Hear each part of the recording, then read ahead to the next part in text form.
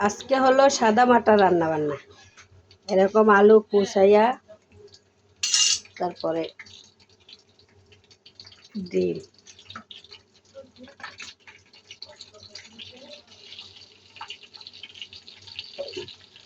আসসালামু আলাইকুম প্রিয় বন্ধুরা, কেমন আছেন সবাই? আলহামদুলিল্লাহ, আল্লাহর দয়াতে ভালো আছি। আমরা মধ্যবিত্ত ফ্যামিলিতে যা হয় আর কি। আল্লাহর কাছে লাখো কোটি শুকরিয়া, আল্লাহ যে বাঁচিয়ে রাখছে, শ্বাস নিতে পারছি, এটার শুকরিয়া আদায় করেই তো শেষ করা যাবে না। প্রিয় বন্ধুরা, যদি আমার ভিডিওগুলো ভালো লাগে লাইক দিবেন, শেয়ার করবেন, পাশে থাকবেন। আর যদি বেশি ভালো না লাগে সুন্দর সুন্দর কমেন্ট করবেন।